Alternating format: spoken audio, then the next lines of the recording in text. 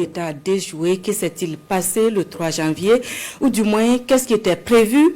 Le ministre de la Sécurité répond. Dans la déclaration que vous allez suivre, le ministre Sana lève le voile sur le cerveau du complot, le financement, les complices et la finalité du funeste projet. Un projet de déstabilisation qui implique militaires et civils. Écoutons la déclaration du ministre. Avant tout propos, permettez-moi de rendre un hommage mérité à l'ensemble des forces de défense et de sécurité, à l'ensemble des volontaires pour la défense de la patrie, à l'ensemble de toutes ces populations résilientes et patriotes qui se battent jour et nuit pour que le Burkina Faso reste debout. Grâce à leur résilience, grâce à leur détermination, grâce à leur abnégation, le Burkina Faso restera debout malgré toutes les adversités. Prompt rétablissement aux blessés. Pour ceux qui nous ont quittés dans cette guerre d'honneur, je réitère l'engagement ferme du gouvernement à ne jamais les oublier. Que la terre libre du Burkina Faso leur soit légère. C'est l'occasion pour moi de féliciter et de saluer le travail fort appréciable des services de renseignement. Grâce à leur professionnalisme, le Burkina Faso a déjoué pour la énième fois des tentatives de déstabilisation. Félicitations à eux. En substance, le 3 janvier 2026 à 23 h, il était prévu une action de déstabilisation du pays. Cela allait se faire par une série d'assassinats ciblés des autorités civiles et militaires, en commençant par la neutralisation du camarade capitaine Ibrahim Traoré, chef de l'État, président du Faso, soit à bout portant, soit par une action pour miner son domicile.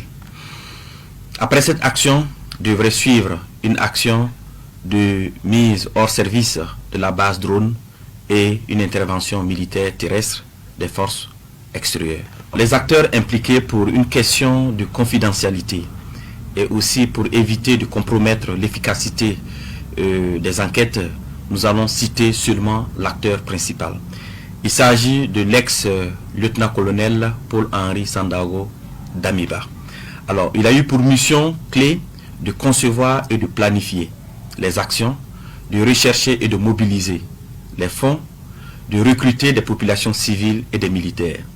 Les militaires avaient pour mission de coopter d'autres militaires, de mettre en place des groupes d'action avec des missions bien déterminées.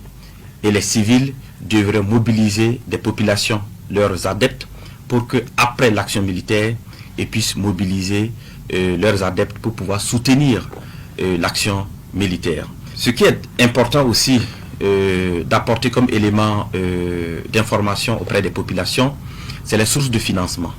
Il s'est de souligner qu'une bonne partie du financement provient de la Côte d'Ivoire, dont la dernière opération s'élève à 70 millions. Alors, je tiens aussi à souligner que les interpellations se poursuivent, ainsi que le démantèlement des réseaux.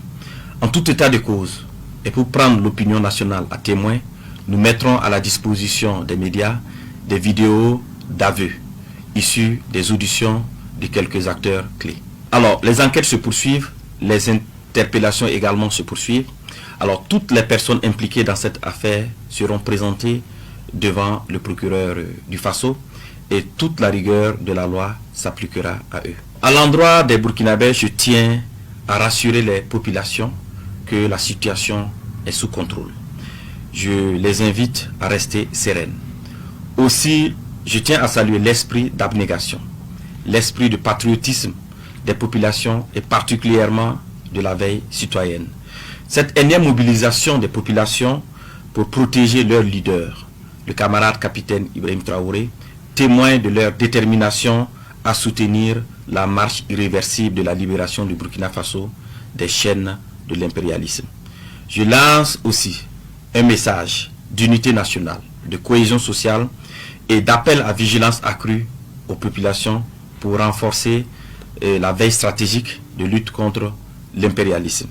C'est l'occasion pour moi d'appeler l'attention des populations à faire montre de discernement dans leurs activités quotidiennes pour éviter d'être auteurs ou co-auteurs ou complices des projets funestes de déstabilisation de notre pays en dénonçant tout comportement au numéro indiqué.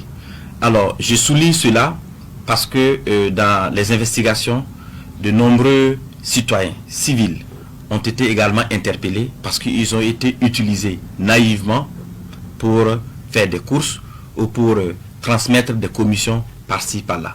Et donc c'est pour cela que je tiens réellement à ce que les populations soient vigilantes, à ce que les populations fassent montre de discernement dans leurs activités quotidiennes.